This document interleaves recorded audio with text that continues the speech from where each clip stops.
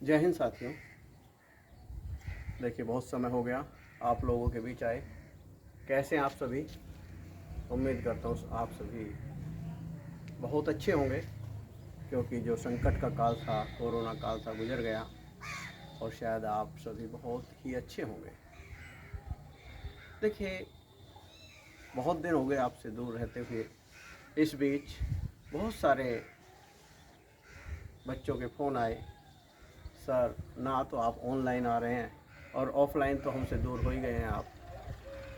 नहीं बच्चों, मैं आपसे बिल्कुल भी दूर नहीं हुआ। आज आपकी इस बात ने कि सर दूर हो गए हैं, मुझे मजबूर कर दिया कि मैं पुनः आप लोगों के बीच में हूँ। और आज से मैं आपके लिए डेली वीडियो बनानी शुरू करता हूँ और बिल्कुल शुरू से शुरू करता हूँ। देखिए, जैसा कि आप कॉम्पिटिटिव स्टूडेंट्स हैं और कंपटीशन में आपको पता है कि सबसे ज़्यादा महत्व किसका होता है? वोकैबुलरी का होता है। मित्रों, आपके 8 पार्ट्स ऑफ स्पीच होते हैं। आपको 8 पार्ट्स ऑफ स्पीच की नॉलेज होना बहुत ज़रूरी है, लेकिन 8 पार्ट्स ऑफ स्पीच के माध्यम से आपको वोकैबुलरी का ज्ञान होना बहुत ज़रूरी है। आपको पहचान होनी चाहिए कि इस वोकैबुलरी में ये वर्ड कौन से पार्ट्स ऑफ स्पीच को बिलोंग करता है। ये नाउन है, एडजेक्टिव है, वर्ब है, एडवर्ब है, क्या है। तो फिर मैं एक बात दोहराता हूँ कि कॉम्पिटिटिव इंग्लिश में 8 पार्ट्स ऑफ स्पीच का तो अपना महत्व है ही। 8 पार्ट्स ऑफ स्पीच के माध्यम से अगर ग्रामर में पहुँचे तो केवल 8% का रोल है, और वोकैबुलरी में जाएं तो 92% रोल वोकैबुलरी का हो जाता है। तो आपको 8 पार्ट्स ऑफ स्पीच तो सीखने ही चाहिए, लेकिन सबसे ज़्यादा फोकस किस पर करना चाहिए? वोकैबुलरी पर करना चाहिए। तो आज मैं सबसे पहले लेके चलता हूँ आपके वोकैबुलरी का पोर्शन। जो पुराने स्टूडेंट्स हैं वो जानते होंगे, जो न्यू कमर्स हैं वो अब जान जाएंगे। तो सबसे पहले हम वोकैबुलरी को आसान बनाते हैं। किस तरह से बनाते हैं? देखिए, यदि आप साइंस स्ट्रीम के स्टूडेंट्स हैं तो आपको पता होगा एक काउंटिंग कौन सी, जिसमें मोनो, देखना विजिबिलिटी ठीक है क्या, सही चमक रहा है। मोनो, मोनो मीन्स क्या होता है बच्चों? 1। ठीक, वर्ड होता है बाय या डाई, मीन्स होता है 2। Try, try means 3। टेट्रा या क्वाड्रा मीन्स होता है 4। पेंटा मीन्स 5। हेक्सा या सेस्टा मीन्स 6। हेप्टा या सेप्टा मीन्स 7। Octa means 8। अच्छा, नोना मीन्स 9 और डेका मीन्स 10।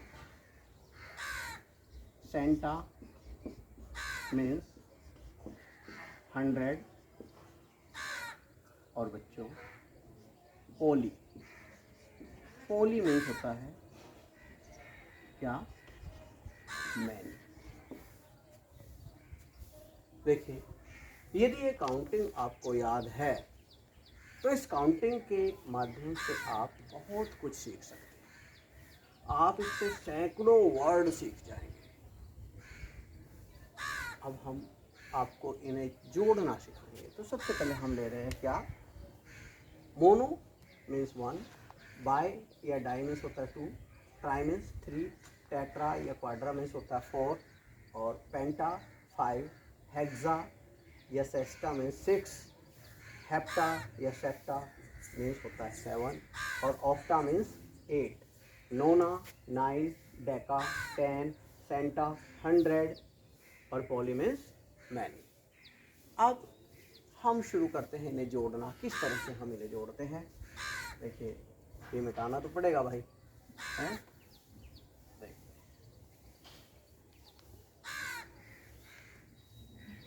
आप इसे पॉज करके स्क्रीनशॉट ले सकते हैं। वैसे तो बहुत आसान है, आपको साथ के साथ याद हो जाना चाहिए।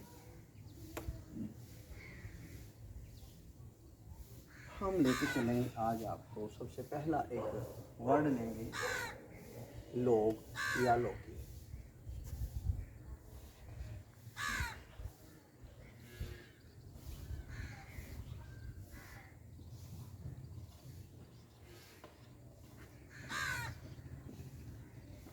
मीन्स होता है स्पीच। लोग या लौकी मीन्स क्या होता है बच्चों, स्पीच। अभी मैंने आपको लिया था मोनो। मोनो में हमने जोड़ा लोग, monologue. Speech by one person. जो लिटरेरी स्टूडेंट्स हैं उन्हें ये ऑलरेडी पता होगा, ये ड्रामेटिक मोनोलॉग के नाम से ये जैनर, ये विधा बहुत ही प्रचलित है। ये एक पोयम, एक प्रकार की पोयम होती है। उस पोयम के सेंटर में एक स्पीकर होता है। Speaker speaks, listener listens but silently. If there is some reaction on behalf of the listener, that is also done, that reaction is also created or done by the speaker himself. तो monologue speech by one person। और अब लेते हैं क्या, डायमिस होता है by 2, dialogue आपको बहुत अच्छी तरह से पता होगा, हैं? मूवी फिल्म आप सभी देखते हैं, वो कहते हैं राजकुमार का डायलॉग, हैं? शत्रुघ्न सिन्हा का डायलॉग, धर्मेंद्र का डायलॉग, हैं? ये तो डायलॉग आप सबको पता है। तो डायलॉग क्या बोलेंगे, स्पीच बाय 2 पर्सन्स।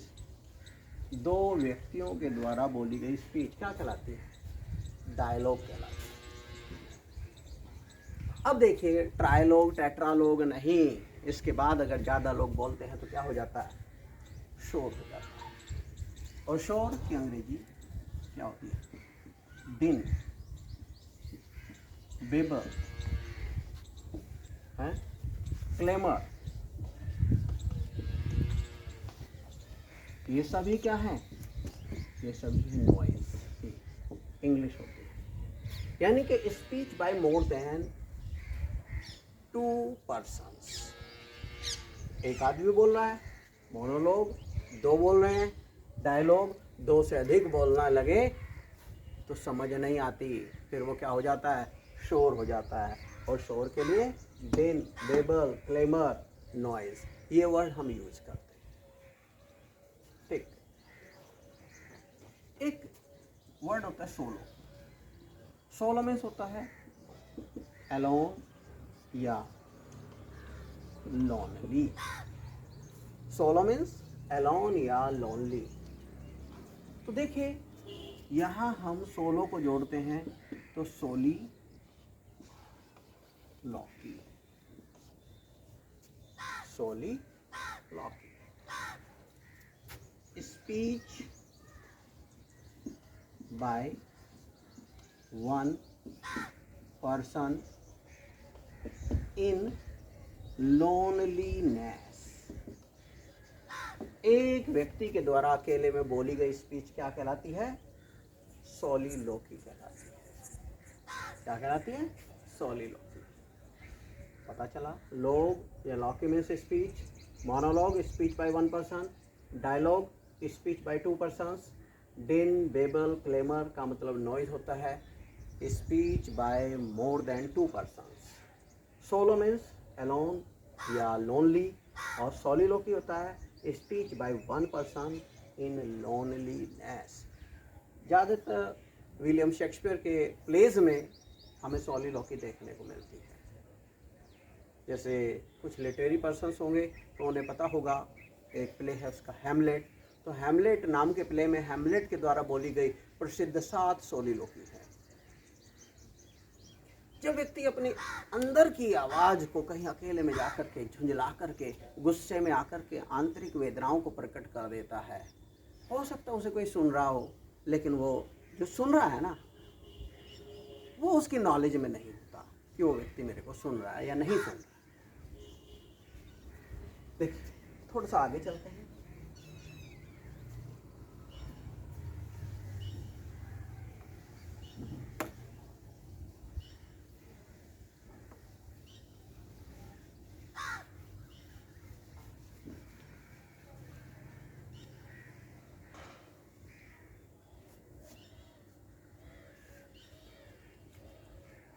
एक रूट होता है सोमनी। सोमनी मीन्स होता है बच्चों क्या, स्लीप, निद्रा।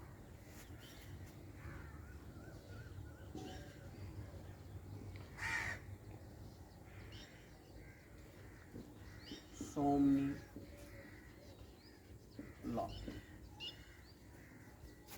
Speech in sleep. कुछ लोग नींद में बड़बड़ाते हैं, तो नींद में जब लोग बोलते हैं, बड़बड़ाते हैं, तो उस स्पीच को क्या बोलते हैं, सोमनी लॉकी बोलते हैं। अब ये word somniloquist, one who speaks in sleep. जो नींद में बोलता हो वो सोमनीलॉक्विस्ट कहलाता है। क्या कहलाता है, सोमनीलॉक्विस्ट कहलाता है। अब जब हमने सोमनी शुरू किया तो सोमनी संबंधित और वर्ड लेते हैं। सोमनेम्बुलिस्ट, सोमनेम्बुलिस्ट ये कौन होगा, one who walks in sleep.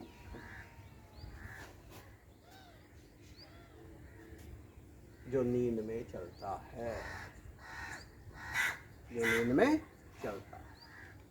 Macbeth नाम के प्ले में मैकबेथ की जो पत्नी थी, हैं, जिसे फोर्थ विच के नाम से जाना गया है, उसे नींद में चलने की बीमारी थी, हैं, वो सोमनेम्बुलिस्ट थी। तो सोमनेम्बुलिस्ट मीन्स क्या होता है, one who walks in sleep. यहीं सोमनी से संबंधित लेते हैं, इन सोमनिया। ये बच्चों एक बीमारी होती है, कौन सी, स्लीपलेसनेस, अनिद्रा की बीमारी होती है।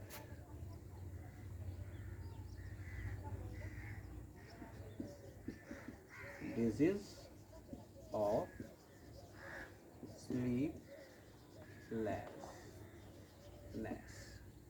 ये अनिद्रा की बीमारी होती है।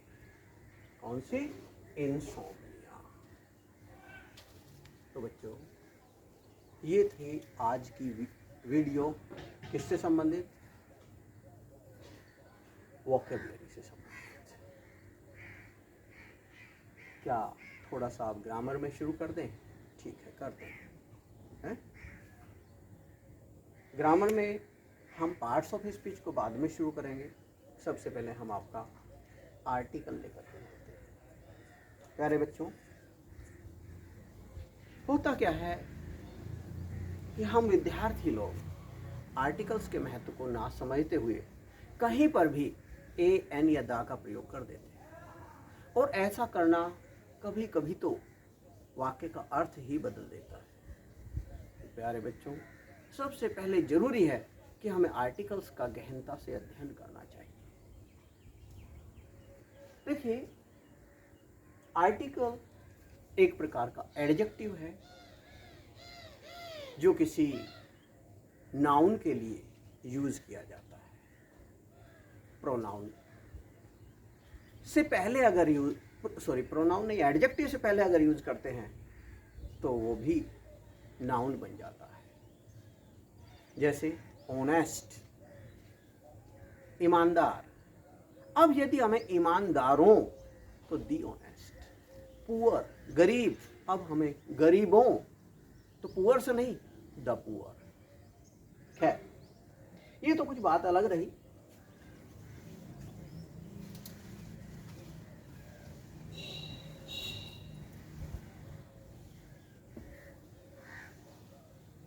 देखिए, आर्टिकल्स दो प्रकार के होते हैं। आर्टिकल्स दो प्रकार के होते हैं, इंडेफिनिट आर्टिकल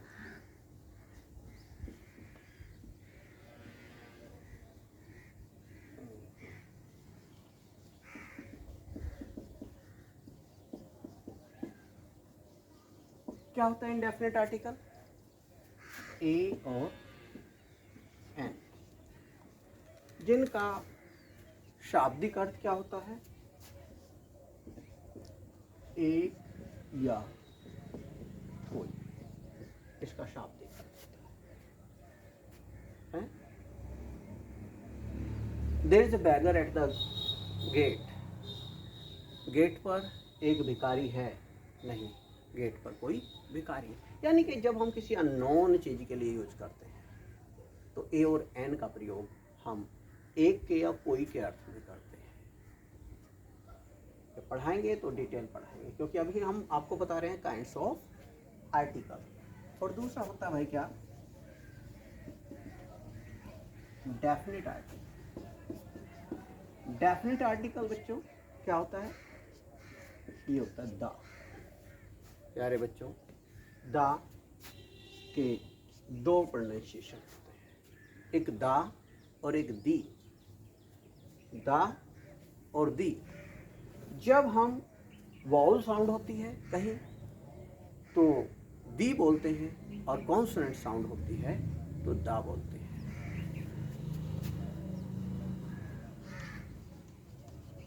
वाउल साउंड से पहले दी बोलते हैं और कॉन्सोनेंट साउंड से पहले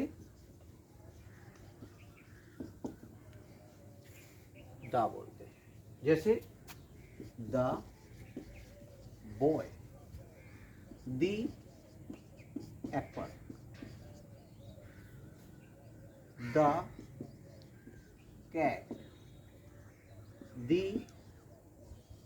एलिफेंट। तो आपको पता चलना चाहिए दा कहाँ बोलेंगे और दी कहाँ बोलेंगे। वाउल साउंड से पहले दी बोलेंगे और कॉन्सोनेंट साउंड से पहले दा बोलेंगे। अब इसका शाब्दिक अर्थ क्या होगा? वह, वही, उस, उसी, उन, उन्हीं आदि के अर्थ में दा का प्रयोग किया जाता है। लेकिन आजाद नहीं। आप कहने लगे जी वह जा रहा है, दा इज गोइंग, ऐसे नहीं होगा। यह अकेला नहीं आएगा, दा आजाद नहीं है। किसी नाउन से पहले आएगा, किसी एडजेक्टिव से पहले आएगा। हैं? यह वह लड़का है जो कल मेरे पास आया था। This is the boy who came to me yesterday. तो यहाँ वह की अंग्रेजी क्या लगी? दाल। This is the boy who came to me yesterday. लेकिन वैसे आजाद नहीं है। वह जा रहा है, ही इज गोइंग होगा, द इज गोइंग नहीं होगा। आपको क्लियर हो जाना चाहिए। आपको यहाँ बताया डेफिनेट आर्टिकल और इनडेफिनेट आर्टिकल। सबसे पहले हम आपको पढ़ाएंगे क्या? Indefinite article. इनडेफिनिट आर्टिकल में आपको पढ़ाएंगे क्या? ए और एन का प्रयोग। ए और एन का प्रयोग सबसे पहले हम आपको पढ़ाएंगे साउंड के आधार पर। साउंड के आधार पर। बच्चों, साउंड दो प्रकार की होती हैं, वाउल साउंड और कॉन्सोनेंट साउंड। मेरे प्यारे बच्चों, वाउल कितने होते हैं? अगर हम इंग्लिश अल्फ़ाबेट में पूछते हैं तो 5 वाउल्स होते हैं और 21 कॉन्सोनेंट्स होते हैं। लेकिन बच्चों, हमें साउंड की बात देखनी होती है। 20 साउंड्स वाउल्स की होती हैं और 24 साउंड्स कॉन्सोनेंट्स की होती हैं। खैर, सबसे पहला नियम है क्या? साउंड के आधार पर वे शब्द जिनका पहला लेटर वाउल होता है उनसे पहले एन का प्रयोग किया जाता है। वे वर्ड्स, वे शब्द जिनका पहला लेटर वाउल होता है उनसे पहले एन का प्रयोग किया जाता है। अब वो आप वाउल अपने सीधे सीधे आप इंग्लिश अल्फ़ाबेटिकली यहाँ ले सकते हैं। तो क्या वे वर्ड्स, क्या आप लिख भी सकते हैं, मैं बोल रहा हूँ, वे वर्ड्स जिनका पहला लेटर वाउल होता है से पहले एन का प्रयोग किया जाता है। जैसे एन, एप्पल, ए हो गया, an elephant, an igloo, AEI, an orange, AEIO और U, एन अम्ब्रेला। यहाँ पर क्या वे वर्ड्स जिनका फर्स्ट लेटर वाउल होता है से पहले एन का प्रयोग किया जाता है। लेकिन मित्रों, लेकिन बच्चों, वे वर्ड्स जिनका फर्स्ट लेटर वाउल तो है, AEIOU तो है, लेकिन पहली आवाज वाउल की नहीं है। पहली आवाज वाउल की नहीं है। यहाँ आप थोड़ी हिंदी की सहायता ले लें। ए, आ, ई, ए, आई, ऊ, ओ, औ। अगर साउंड इनकी नहीं है तो एन का प्रयोग किया जाएगा। जैसे 1 रुपी नोट, 1 रुपी नोट। ये 1 रुपी नोट, ओ क्या है? वाउल है, हीरा, ऑरेंज। लेकिन यहाँ साउंड किसकी है? ऑरेंज। यहाँ से आती है साउंड। लेकिन ये क्या? 1 रुपी नोट, 1 वे, इनमें है कोई सा? नहीं है। फर्स्ट लेटर वाउल है लेकिन साउंड वाउल की नहीं है, तो किसका प्रयोग किया जाता है? ए का प्रयोग किया जाता है। ए 1 रुपी नोट। यूरोपियन, ई है लेकिन साउंड किसकी है? यूरोपियन। यह की है तो क्या आएगा? A European, a European. Euro मुद्रा है, जैसे रुपी है, a euro. Union, a union. University, a university. ध्यान रहे, वाउल साउंड है तो एन आएगा। फर्स्ट लेटर वावल होते हुए भी साउंड वावल की नहीं है तो ए आएगा। आपको क्लियर हो जाना चाहिए। और आगे बढ़ते हैं। क्या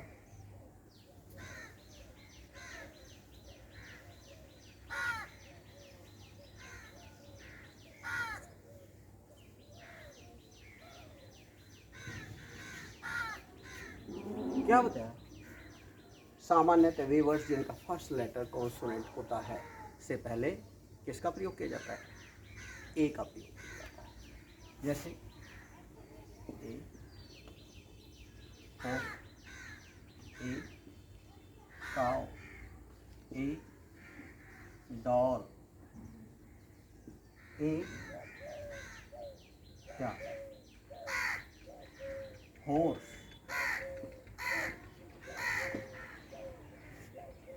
लेकिन बच्चों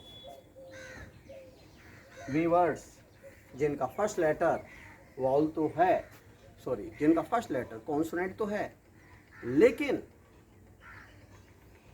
प्रारंभिक ध्वनि, प्रारंभिक आवाज कॉन्सोनेंट की नहीं है, वोवल की है। जब साउंड वॉवल की हो जाए तो किसका प्रयोग करते हैं? एन का प्रयोग करते हैं। एम में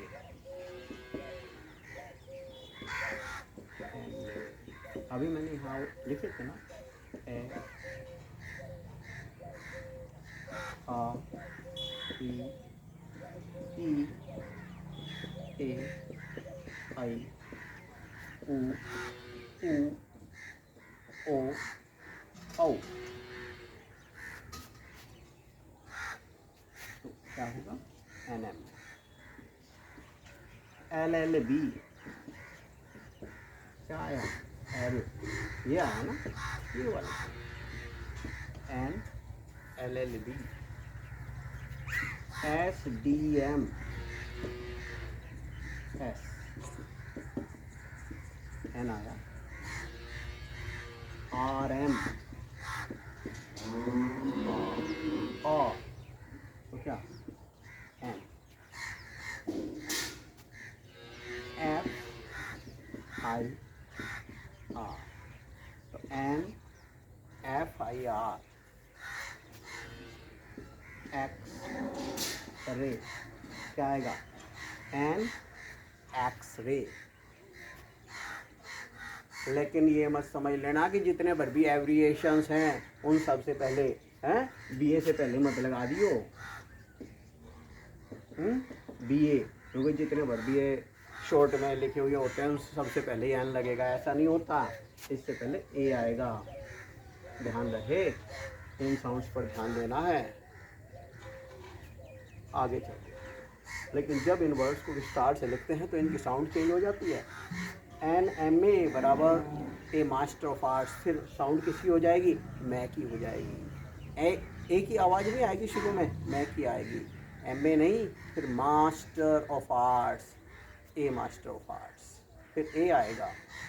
क्लियर? अच्छा, R M A regional manager, यानी कि साउंड बदल जाती है। एक्सरे की नहीं बदलेगी, क्योंकि एक्स एक्स ही रहेगा, इसका कोई डिस्क्रिप्शन नहीं होगा, इसका कोई विस्तार नहीं होगा। आगे चलते हैं।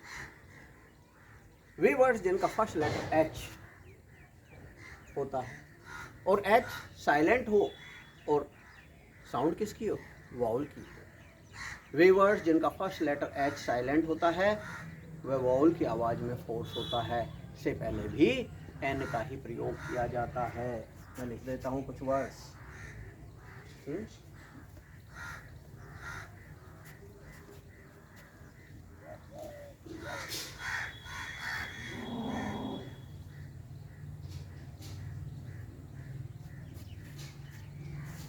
देखिए,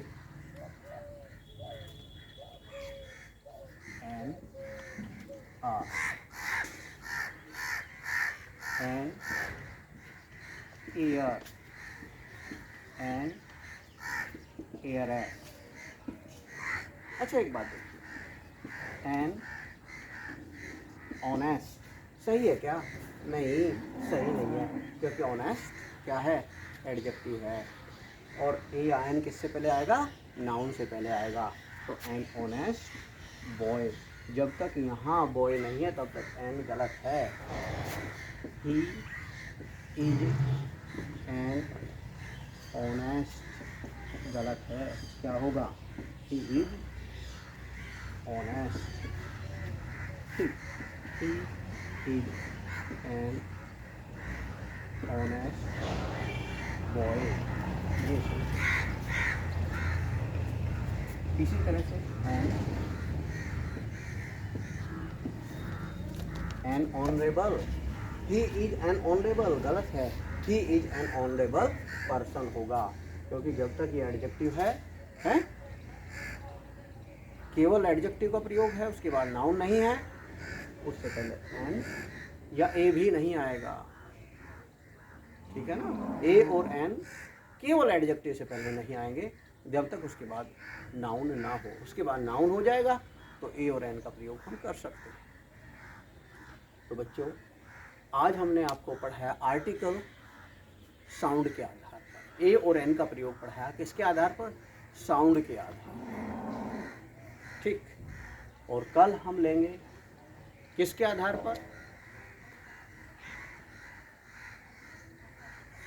इनके नंबर के आधार पर, इनकी प्रेजेंस के आधार पर, इनके डिफरेंट और क्या क्या फंक्शंस हैं उनके आधार पर। तो कल जब मैं आऊँगा तो सबसे पहले इनका आपको रिवीजन कराऊंगा, और रिवीजन में आप इन रूल्स को, इस वीडियो को एक बार देखिए, 2 बार देखिए। कल सबसे पहले मैं इनसे संबंधित आपसे कुछ सेंटेंसेस पूछूंगा, वो करेक्ट हैं, इनकरेक्ट हैं, कहाँ कहाँ ए और एन का प्रयोग साउंड के आधार पर किया जाएगा। थोड़ा वोकेबलरी का भी रिवीजन कराएंगे, और तब आगे का की एक्टिविटी होगी, ठीक। आज के लिए इतना ही काफ़ी है। जय हिंद, जय भारत, खुश रहिए, पढ़ते रहिए, कल मिलते हैं, ठीक। ओके।